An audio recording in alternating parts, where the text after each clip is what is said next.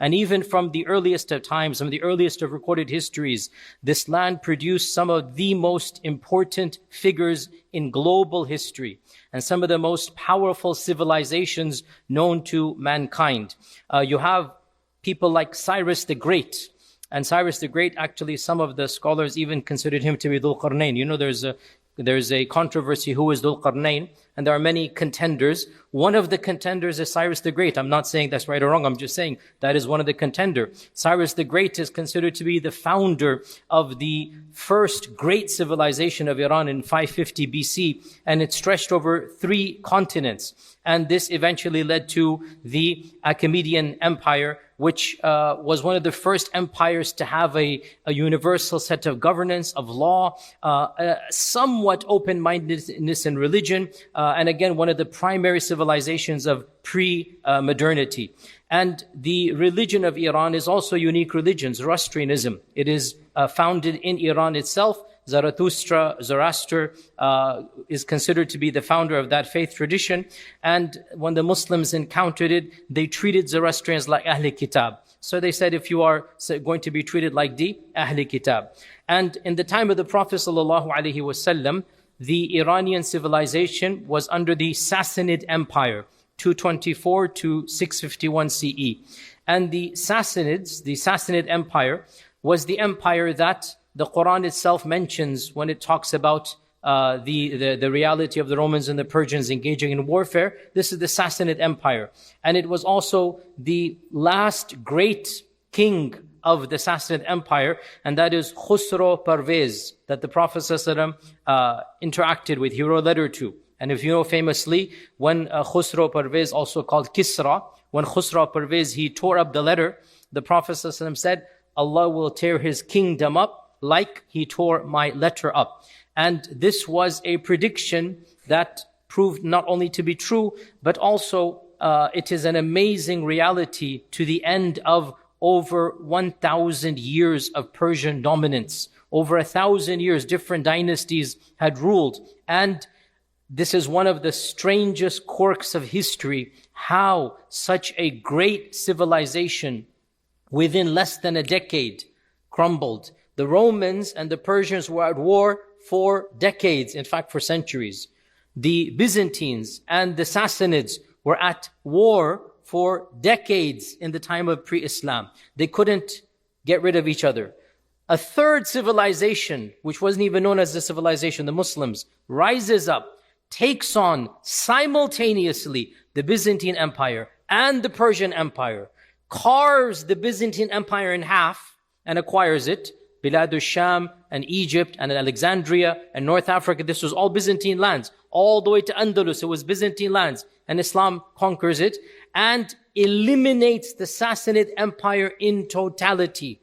There is no remnants left of that original empire. The Muslims famously conquered it. Primarily the most important battle, which should be known to all of you, at least by name, the Battle of Qadisiyah. And the primary person is Sa'd ibn Abi Waqqas, associated with the Battle of Qadisiyah. It is, in my mind, one of the most surreal moments of not just Islamic history, of history, to imagine the Sahaba themselves, the people who broke bread with the Prophet ﷺ, the people who interacted with, who fought at the Battle of Badr, who saw the time frame when Islam was almost eliminated from global history. Those same people walked in the palaces of Khusro Parvez. I mean, it is surreal to imagine. Wallahi, it is, if you understand this dynamic, it is just phenomenal to understand. And in particular, the Sahabi Salman al-Farisi, I've given a whole lecture about him. Even at Epic I talked about this. That, to me, this is just an ayah min ayatillah. Without a doubt, this is a miracle that somebody like Salman al-Farisi, who as a Persian would never have had the pass to enter the palace. He would never have had permission. And he is appointed the governor of Persia. Unbelievable. From where to where? This is in the lifetime of the senior Sahaba. We're not talking about Andalus and China that happened in the time of Tabi'un. The first batch of Sahaba, Umar ibn al-Khattab radiallahu anh, in his time frame, Qadisiyah occurs. And the Sassanid Empire is completely acquired by the Muslims. And this is without a doubt a miracle that Allah gave to the Muslims. They couldn't have done it by their numbers. They couldn't have done it by their training. They couldn't have done it by their weapons. There is no comparison. You have one of the mightiest empires known to mankind.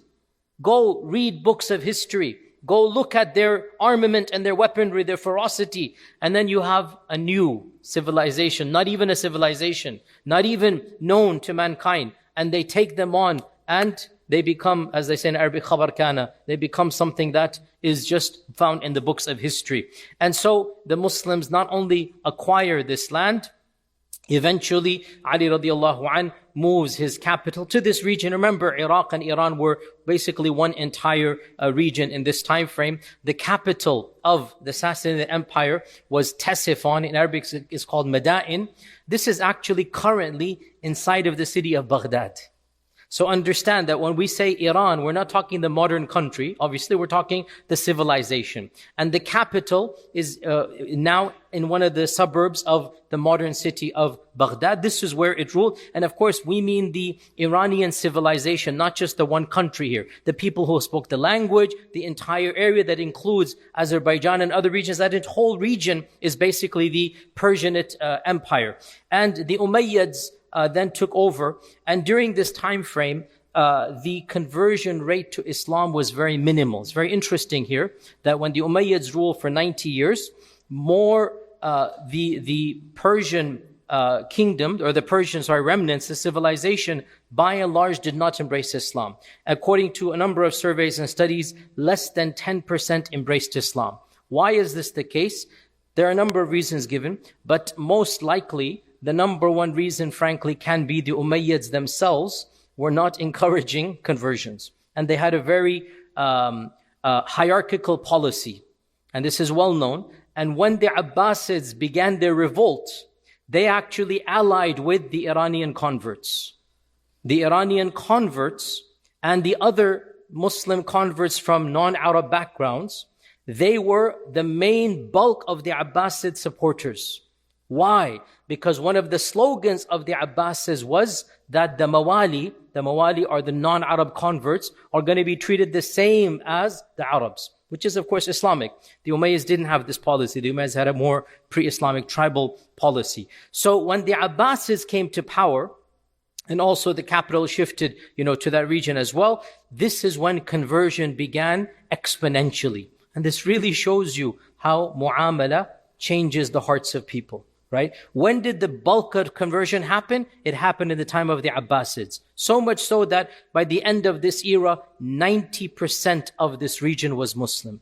As is the case around the Muslim world, there was no forced conversion. We thank Allah, there has not been a single case of civilizational forced conversion anywhere. Whether it was in Egypt, whether it was in Andalus, in North Africa, in Bilad al-Sham, in Iran, there was never forced conversion. Yes, conversion is incentivized. Yes, you get perks, tax benefits. We're not going to deny that. But nobody's putting a sword and saying convert or die. This is just a myth. And the very fact that when the Umayyads were harsher, less conversion. When the Abbasids were nicer, more conversion. It shows you what? Conversion is coming from the heart.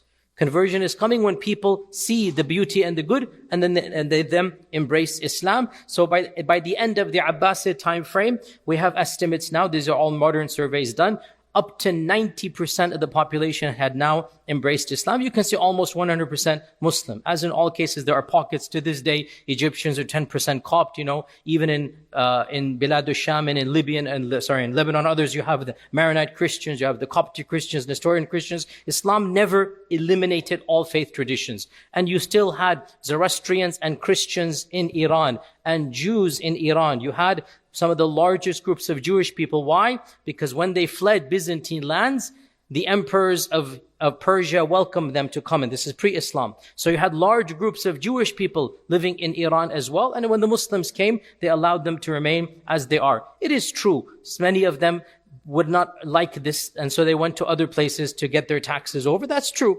And that's why many Persians, when the Muslims conquered Persia, they decided, especially the rich, they decided to migrate voluntarily. They weren't forced to. And they went to the closest neighboring polytheistic region, and that is India. And when they went there, so they were called the Persians, the Parsis. And as you know, to this day in India, there's a group called the Parsis, and this is the Parsis. And the Parsis, they're from the Iranian merchants, the rich people who didn't want to pay the extra taxes. They wanted to just, take their wealth. And so they voluntarily migrated to India, and their descendants are still there to this day. Now, I'm not going to go over all the history of Iran, but I will mention a few key points. Of the points that I want everybody to know is that Iranian scholarship shaped Islam. This is a non-controversial statement. The ulama of that region shaped Islam.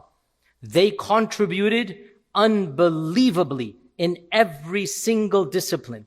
And in fact, we even have prophetic ahadith that seem to indicate this. It is said, and these hadith are found in Tirmidhi and in Mustadrak of al-Hakim and in other books, that the Prophet was sitting with Salman al-Farisi, and he said, لو أن العلم في الثريا لتناوله رجل أو رجال من أهل فارس من أبناء فارس. And in one version he pointed to Salman and he said من قوم هؤلاء, that if knowledge were placed in the farthest stars, people from Persia, and in one hadith Salman al-Farisi's people would go and get that knowledge. And this hadith is in Tirmidhi and other books as well. And a number of scholars have considered to be authentic. So why is this the case? Because Persian civilization was really the most literate and the most sophisticated. It actually excelled Byzantine civilization. And when they became Muslim, they brought their brains to do khidmah to the religion of Islam in a way that there was no other civilization that had that expertise. So where to begin? Wallahi, there could be many lectures given about the contributions of the Persianate empire, civilizations to Islam, the Persian scholars to Islam. Where to begin? Arabic itself. Ya ahla lughat al-Arab. Who codified your language? Who wrote the first book of grammar? Sibawayh. Through and through Persian. Sibawayh, born in a Persian family, spoke Persian better than Arabic. It's his mother tongue. And he writes his famous book, Al-Kitab. That's the title of the book, by the way. Al-Kitab. And it is the first and the the mother of all books in Arabic grammar. It's a Sibawayh. In hadith, oh my God, hadith wala haraj. It is as if the majority of muhaddithin are from this land. Imam Bukhari, Imam Muslim, Imam Tirmidhi from Tirmidh, Imam al-Nisa'i, Imam Ibn Majah from Qazwin. It is as if like only basically Abu Dawood and Imam Ahmad and others are from pure Arab. Otherwise, all of these, and that's just the main generation. If you want to go beyond that, we can keep on going, right? You look at the scholars of fiqh. Abu Hanifa, الناس عيال في الفقه على أبي حنيفة. Imam Shafi'i is allegedly reported to have said, people are indebted when it comes to fiqh to Abu Hanifa. What was Abu Hanifa? An Arab? He was Persian through and through. He spoke Farsi at home. Abu Hanifa is the first of the great fuqaha, and he is pure and through Farsi. And after him as well, you have so many Al-Jassas and others from the same, tradition. The scholars of tafsir, Imam al-Tabari is from that civilization. Az-Zamakhshari is also Persian stock. The scholars of Aqaid and Ilm al-Kalam, Imam al-Juwayni, Al-Ghazali, through and through Iranian. Al-Ghazali represents Iran of the 11th century. This is Iran is Iranian Islam. Al-Ghazali, born in Islam, born in Iran, born in Tus, born and raised, lived there, and then at the end of his life, he becomes the rector of the university. But otherwise, he is through and through. He is Iranian. And you have so many others as well. And of course, let us not forget some of the greatest civilizational poets of the Ummah.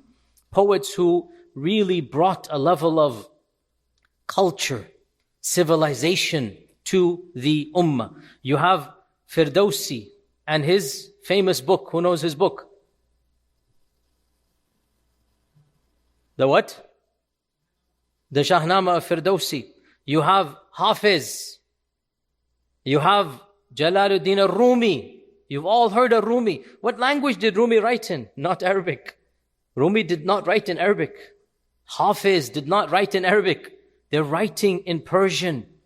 And that is why Persian was, after Arabic, it was the most important language of Islamic civilization. And we see its impact globally, across the world, even in India. What was the noble language? It was Persian. And that is why even Iqbal, a century ago, which language is he writing in? In Persian. This is the influence of the Persian civilization on Islam. We have to understand there's no civilization that is impacted, obviously other than, the local Arab and Hijaz, after obviously the Arabian civilization, the Iranian civilization, the Persian civilization impacted Islam more than any other and benefited more than any other. Now, all of these great names I mentioned are of course Sunni. Yes, Rumi and all of them are Sunni. But unfortunately, we in our minds have no idea. And we associate Iran with 12er Shiism. Now, this is a sensitive topic. I'm not getting sectarian. Literally, I'm just being historic right now. So there's no judgment. I'm just telling you what happened. The sad reality, the Muslim is just dismally unaware that Iran was a bastion of Sunni ilm, Sunni hadith, Sunni fiqh, Sunni tasawwuf, Sunni everything. Except recently it changed. And most people don't understand the debt we owe Iranian or Persian civilization. I just give you some of the names. There's so many more as well, by the way. So what happened? How did Iran become 12er Shia? How did that happen? And again, I'm not being sectarian. I'm just being factual right now. This is literally Allah's qadr because of one man. One man. Of course, he founded a dynasty, but it is one man. One person made this decision and enforced it. And that is Ismail as-Safavi. Ismail as-Safavi. This is the person whose name you need to know when it comes to this reality. And this is relatively yesterday, 1501 CE, 500 years ago, right? For the bulk, 1,000 years, Iran was a bastion of Sunni ilm and of Sunnism. Shi'ism was not associated with this region. It was associated in small pockets in Kufa, and in other places. There was a small area as well in Lebanon. It was associated with Tashayyu' from the beginning of time, especially Kufa. It was Eastern Iraqi phenomenon. Iran had nothing to do with 12er Shiism. It was only recently. What happened? Long story short, it's a bit complicated, but the founder of this dynasty, Ismail as-Safavi, the Safavid dynasty, actually, the origins of this family have nothing to do with Iran even, believe it or not. His father, Ismail as-Safavi's father, was the founder of a messianic, cultish, extremist, Shiite, Sufi, jihadist tariqah. All of those adjectives. Literally, I'm not exaggerating. It was a bizarre cult called the Qizilbash. The Qizilbash.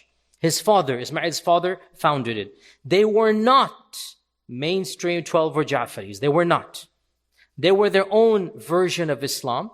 If you want to look up the Bektashis, they were similar to him. If you want to look up the Turkish Alevis, they're similar to them. These are some, just esoteric group. They're called the Ghulat groups. They're a different strand. And his father, Ismail's father, founded a messianic end of times. Cultish, giving bay'ah just to me, blind following. Jihadist, like we're going to fight everybody that doesn't follow us. Sufic, yes, they were in their own version Sufic. And Ghulati Shi'i order called the Qizilbash. And more and more, is messianic figure, people flocked to him. They would wear a bizarre turban, and that's why they got the name Qizilbash from. It's like a red turban, they would have it. And the term means red turban with 12 prongs. So Qizilbash is what they would wear. And in one of these battles, his father died. So the group took his young son and they said, you are the next Mahdi or Messianic figure because you're the son's father. You're the father of your son. So they took him far away and they protected him. They obeyed every order of his. They treated him almost like a demigod even as a child. So he grew up with these bizarre notions in his head. When you're treated like this, even as a 7, 8, 9-year-old, when you're given those, importance, he felt himself divinely, not just protected, not just guided, appointed. And there are reputable, authentic reports that indicate he felt he is the Mahdi. He felt he is the Imam al-Ghaib of the Shia. And in fact, it is quite clear, he even said he is the return of Imam Ali himself. He had these strange beliefs. So he is not mainstream 12er. He is not your traditional 12er Shia. He is his own version. At the young age of 12, 13, whatever, he then says, Khalas, we're going to go and conquer the world. And he gathers his followers because they have put him on the pedestal, so they actually follow him through. And because they're fanatical warriors, and whatever the politics and the political situation, the weaknesses of the time, he manages to actually conquer a large, not he with his generals, with his large army, he conquers what we now consider to be the land of Iran. And when he enters the famous city of Tabriz, which is in Iran, Tabriz, when he enters Tabriz, he then announces himself for the first time in 2,000 years. The term has never been used. He says he is the Shah of Iran. Now, who used this term in the past? No Muslim ruler. This was something Cyrus used. This is pre-Islamic. This is not something any Muslim ruler ever used. This is a term that has nothing to do with our faith. The first Shah of Iran in the Muslim time frame is this guy Ismail al-Safavi. And at the age of 14, 15, he publicly declares, from now on, we are going to have 12er Shi'ism as the state religion. His advisor said, don't do this. You're going to, the people are not Shia. This is where he said, no, Allah has sent me. I am the chosen of Allah. Allah has designated me. I am the Mahdi al-Muntadhar. I am this and that. And I will enforce 12er Shi'ism. How? This is when, again, I'm not being sectarian, but it will come off as criticism because it is criticism. What happened should not have happened. But I don't mean to inflame sectarianism simply by describing the past. One of the most brutal cases of religious forced conversion in human history took place right now. This is a reality that most people are unaware of, but it needs to be said. And any fair-minded person, I would hope, even if they're 12er Shia, I would hope they would say, this should not have been done. Even if you think that is right, the way he went about doing this is one of the most brutal mechanisms in human history. What did he do? Literally at the age of 14, and he's 14, so remember, because he's so young, fanatical, and he's been treated his whole life the way he does, so he issues a decree that immediately, henceforth, all Sunni masajid will become Shi'i, all Sunni madaris either shut down or become Shi'i. Every khutbah will have a section in it where, astaghfirullah for even saying this, Abu Bakr, Umar and Uthman radiallahu anhum, we will give la'na, tabarru from them. Tabarru. And we will force all of the senior scholars to publicly do the same. And if they don't, they shall be imprisoned, jailed, or executed. And we will convert the system from being Sunni fiqh to being 12er Ja'fari fiqh. And by the way, one thing is interesting, he kind of understood he couldn't import his extremist version of Shi'ism. So the closest thing that he could think of was at least 12er Shi'ism. Because 12er Shi'ism at least had some fiqh and some, whereas his version or whatnot was absolutely unique in this regard. And this is a political statement as well. Why? Because he wants to break clear of the Ottoman Empire and of the entire, he wants full independence. He wants no ties with anybody else. How are you going to do that? You're going to do this by establishing your own faith-based system that has no parallel in the entire world. It was a political move, and we know this because he was not a 12er Shia growing up. He's not a believing 12er Shia growing up. It's a political move to maintain despotic independence. Everybody's going to be following a new system. And this is exactly what he did. That for the next 100 years, him and his descendants basically executed thousands of scholars, senior scholars, who refused to publicly curse the three khulafa. They exiled or forced exile, or the people themselves had to flee for their lives, hundreds of thousands of people. They imprisoned tens of thousands of opposition and Sunni imams, and there were no Shi'i scholars, or very few. So what are they going to do? I mean, there were no in Iran. What are they going to do? They began importing senior 12er clerics, especially from what we now call Lebanon, in a place called Jabal Amil. So Al-Amili family, they came. Ali al-Karaki, Zainuddin al-Amili, these are famous 12er Shia scholars of a particular strand of Shi'ism. By the way, many Sunnis are unaware, just like Sunnism, when we say Sunni, I mean, there's like a gazillion movements within Sunnism, right? Understandably, 12er Shi'ism also has many movements within it, many understandings. And so it's interesting that the version that is found in Iran basically is this type of overall fikr, which goes back to whom the Safavids imported. The Safavids brought in groups of clerics from this region, especially of Al-Amil region, and these people then were given full license. The country is yours theologically. Do what you will. So they instituted curriculums. They built madaris in Isfahan, in Qazwin, in Tabriz, some of which are still standing to this day. They began training their own scholars, and they effectively banned Sunnism. One simple statistic: in 1500 CE, Shi'ism was less than 5% of Iran. Just like with every city, there must be some, less than 5%. Within 100, 150 years, Shi'ism becomes 95%. This is a simple statistic. And this should not have happened. But this is why Iran is now 12er Shi'i. Because the Safavids politically wanted to break away, and they wanted full independence, and they wanted theologically no ties with the rest of the Ummah.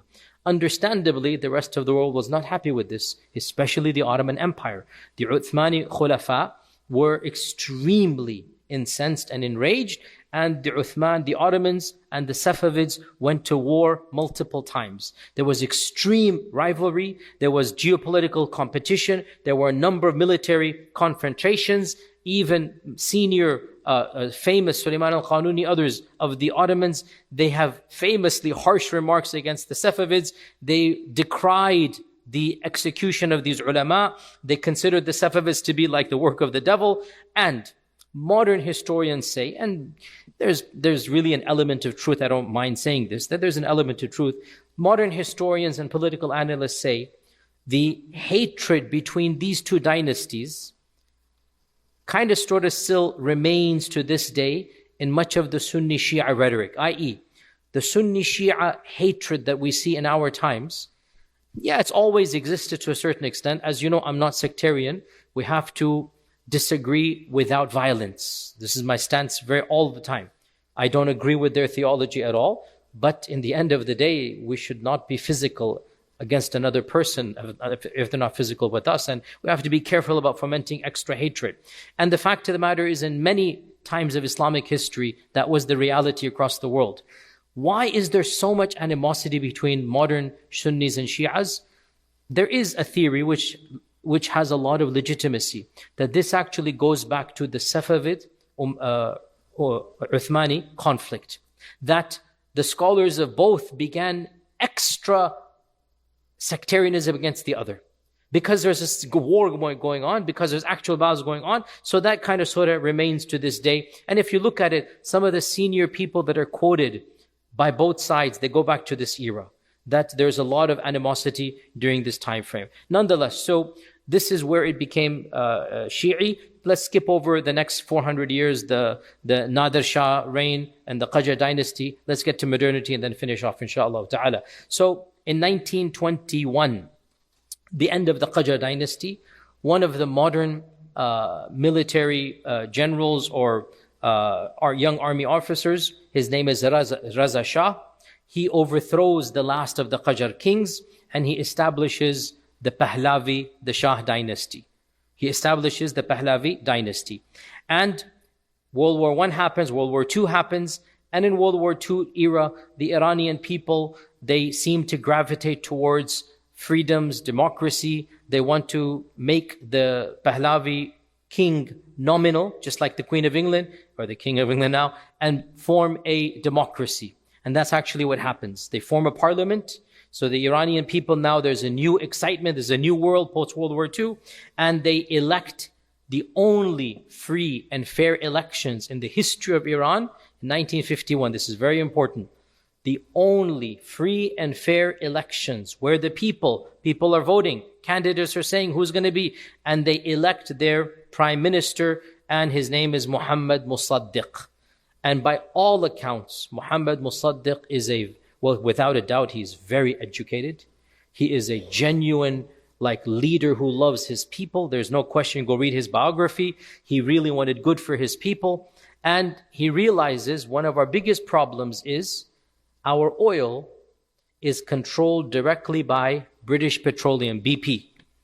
It was called something else, but it's BP that became BP. You know, BP is the largest oil company in England, BP, right?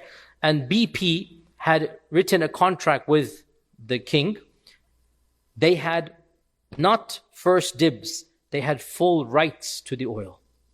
They would mine, they would extract, they would purify, they would sell, and then for every dollar, a few pennies to Iran. This is blatant modern colonization that happened. Muhammad Musaddiq understood this is not going to work. You are fleecing us. You are bankrupting us. So one of the first things he does, gets rid of that contract and says to the Iranian people, this is our land, this is our oil, let's make our own company. And that's what he did. He nationalizes the oil. But you see, the superpowers don't want you to have your own wealth, do they? They don't want you to have to control your own resources. If you are not careful, they might even invade your country in the middle of the night and arrest you with your wife and drag you back here because they want your oil. But you see, back then they weren't that blunt. You would think we would learn more, but no, we're actually more blunt now. So, Mr. Winston Churchill, you've heard his name? Mr. Churchill is in charge of BP, well, England, but that is BP, right? This is the modern East India Trading Company. That's the modern version of it. Wallahi, history repeats itself over and over again. Oh, Indian, Pakistani, Bengalis, what is the East India Trading Company? It is because of that company that so much havoc and chaos exists in our world. And what was it? It was an extension of the British Parliament. That was the real British policy. Go back 300 years, the same thing. 100 years, the same thing. Instead of East India Trading Company, it's a British Petroleum. Same concept. And so, can you believe, I'm not making this up. Wallah, you think I'm going to, no, this is real. Winston Churchill calls up America, says, help me. The Iranian people have gotten rid of our monopoly on the oil. And again, this is such an interesting, I wish I could go more here. In some ways, I know this is idealistic, by and large, our country, the US of A, was by and large isolationist for much of its history. Because the founding fathers had seen what happens when you interfere in other lands. And they didn't want that. So the spirit of isolationism, that's why World War I, America had to be dragged in. They didn't want to be involved. To the very end, and even that, they say was engineered, but khair, it is what it is, right? But during World War II, when the superpowers of Europe all crumbled, a vacuum is created. And it is that vacuum in which America now, we're seeing now, to be honest, many people are saying the decline has long begun, but that's a separate story altogether. Empires take centuries to decline, decades to collapse. And we're beginning to see this reality now. So in this point in time, America is still somewhat of a neutral player, somewhat, relatively speaking. And Winston Churchill, because of World War II, is bankrupt. He doesn't have the resources that are needed. And so America decides, in conjunction with England, that they will get Iran's oil back. How do they do this? Now, I know some of you will think I'm telling you conspiracy stories. You don't believe me? Log on to Wikipedia, very, very trustworthy source. Log on to any website, go read any academic book. I'm going to tell you the absolute truth. There is no conspiracy. In fact, the original documents are also available in this regard. World War II had seen the creation of a new entity here in America. It was called the Central Intelligence Agency, the CIA. This is brand new. World War II caused America to realize we need foreign influence. And the CIA, you should all be aware, operates outside of presidential and congressional and senatorial jurisdiction. It is not, there are no checks and balances. It can do anything and get away with it. Whereas technically the FBI cannot.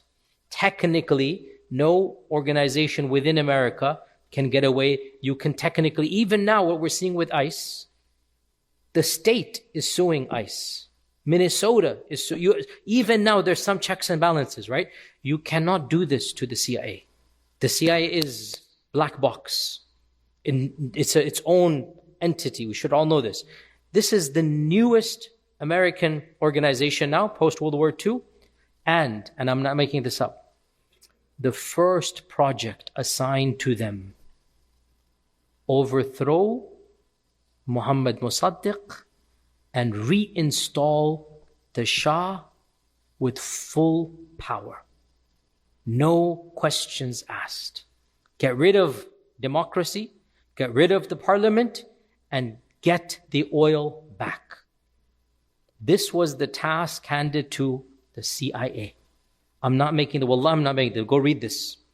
And this is called Operation Ajax, AJAX. Go look this up. Operation Ajax. So, long story short, in 1951, 52, 53, all of this time frame, Operation Ajax, along with some help from the British, but this is primarily an American thing. Here's the irony. The Brits called the Americans, wanting the Americans to help to get the oil back to the Brits. But of course, when you call in the big bully wants his share. And in fact, why would he give you any share? So I don't know how Churchill reacted when that, but it was not, in any case. So the CIA begins funding specific mechanisms to start fomenting the perception of hatred against Mossadegh. Again, it sounds so bizarre, but go read. This is now well known. Freedom of Information Act has made all of these documents public. By the way, who funds the CIA? Our tax dollars. Understand this point, right? Because the funding comes from American taxes, but there's no governmental oversight. There's no checks and balances. So the CIA has 10, 15 things they start doing. Of them, paying broadcasters to have their scripts of the news read rather than local journalists, i.e. controlling the media. Of them is doing things in the streets, thugs, whatnot, to destabilize civil society. Like accosting people, killing people, whatever it might be, like street crime and street harassment, so that people start thinking Mossadegh's not doing a good job.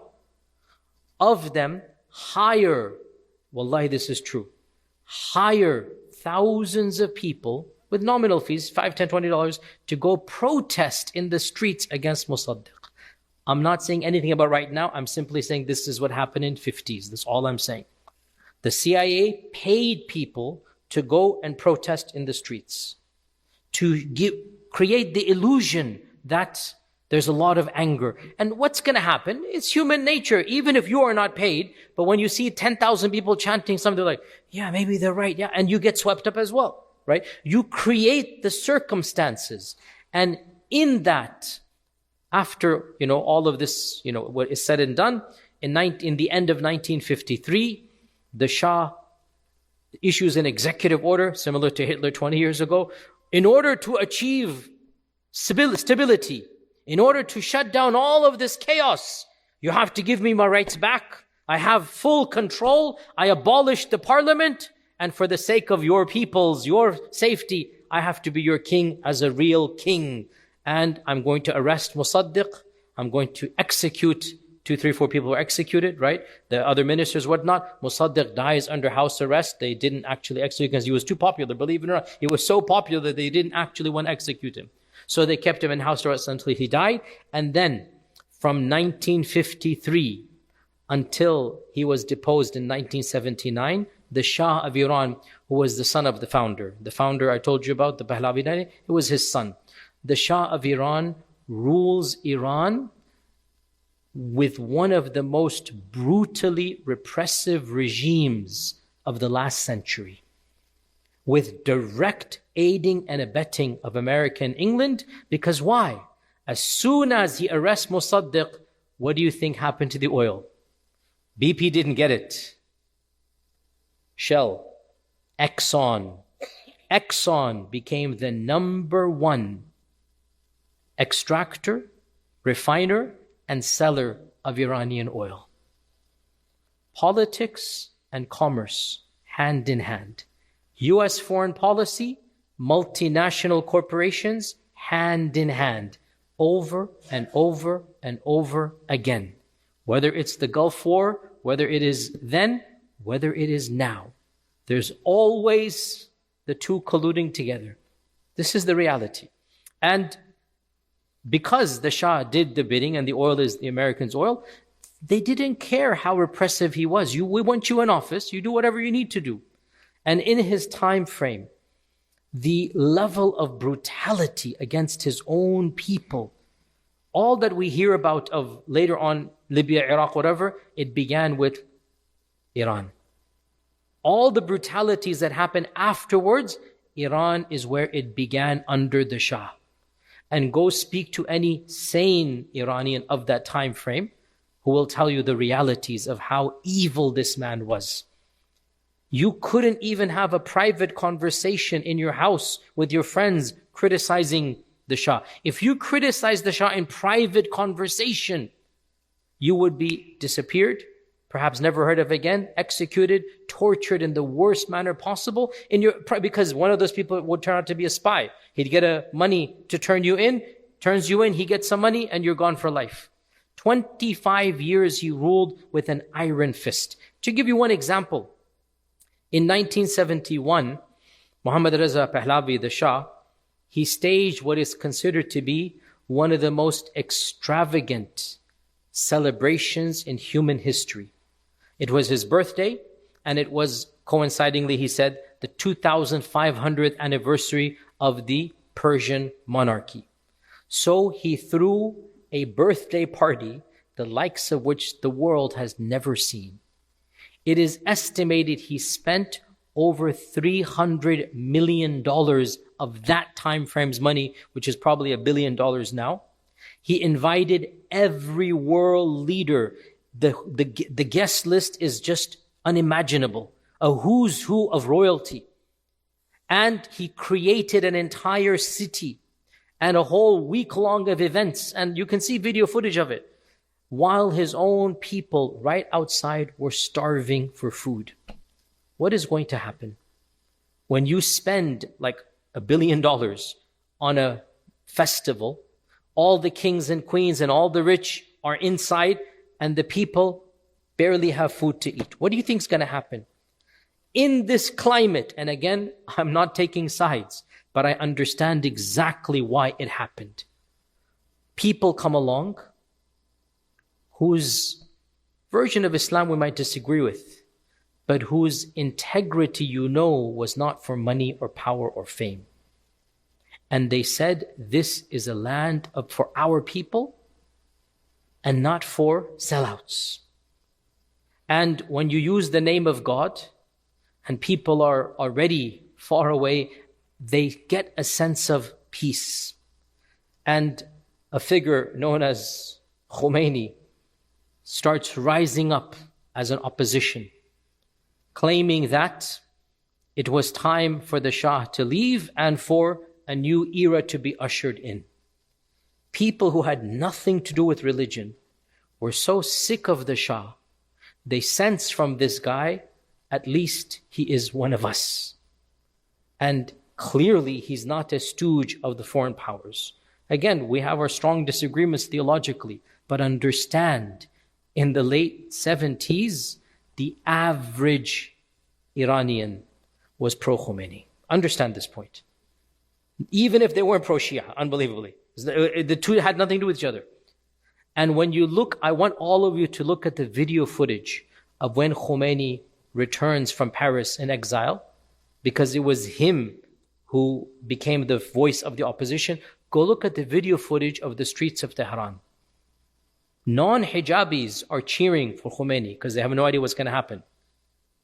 Clean-shaven men who have probably never prayed for years are going berserk, return of the Khomeini. They think now is the good era coming in. They don't understand they're going to have their own, a different set of problems because there is no idealistic and whatnot. Nonetheless, you have to understand one thing, that the antagonism that the people had towards the Shah was also the antagonism they had towards America at that time frame. Those of you older than me, I barely remember this very vaguely as a child, the 1979 takeover of the embassy. It didn't come out of thin air. There's no justifying, but understand why were people angry? Because that was the time when the reality of the coup of 1953 became public knowledge. Everybody knew America was the one who put the Shah in power and who kept him in power and who was behind all of this repression. That's why the anger exists. It didn't come out of thin air. It's not that Iranian people are born with the DNA against America. There are socio-political reasons for that anger.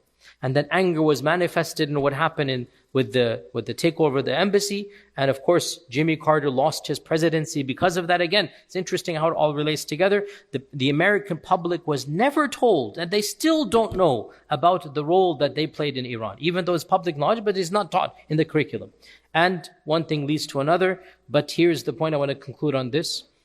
Whenever people rule in the name of Islam, their policies become equated with the religion of Islam. It is never a wise thing to do this. We see this reality around the globe, whether it's in Sunnism or it's in Shi'ism. When you rule in the name of Islam, any mistake you make is associated with the religion. And this current regime, even though without a doubt we are not sympathetic, I'm not sympathetic towards them, but what makes it more difficult is that their incompetencies and their problems have actually led to people hating the religion of Islam because of them. And this is well documented that of the highest rates of apostasy in the Muslim world are in Iran. This was not the case even under the Shah, because nobody blamed the Shah and Iran together, Islam together, sorry. The Shah never said he's doing it in the name of Islam. You want to get angry at the Shah, it has nothing with your religion. But when you have an Ayatollah, when you have a religious cleric ruling in the name of religion, or you have another group, whether they're in Afghanistan, whether they're anywhere else, ruling in the name of religion, their policies, when they fail, in the eyes of many people, it becomes a failure of religion. And so this is why we are seeing in YouTube such anger even against the religion, a'udhu billah. There is no excuse for what these people are doing.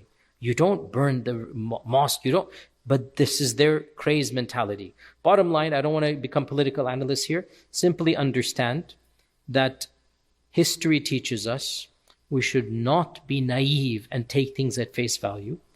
History teaches us, generally speaking, superpowers are involved in engineering things. Generally speaking, they never learn. They think that by getting somebody in office that will like them, that will do their bidding, this will be better for civilization and society, but always it turns out to be for the worst. And so let's keep our judgments minimal, be a little bit more wise in this regard. And the main thing is we pray for the safety and the security of innocent people who unfortunately are always the one that pay the heaviest price for the games that take place at the political level. The games that take place between the politicians, they don't pay the price because they will pay it in the akhirah, by the way. Who pays the price in this world? The innocent people. So we ask Allah to protect the innocent people. We ask Allah Azza wa Jal to save the lives of all those who have nothing to do with the evils of reality, and to deal with those that are involved in fitna and fasad, to deal with them this world before the next. And inshallah, maybe later we'll give more political analysis. Wassalamu alaikum wa rahmatullahi wa barakatuh.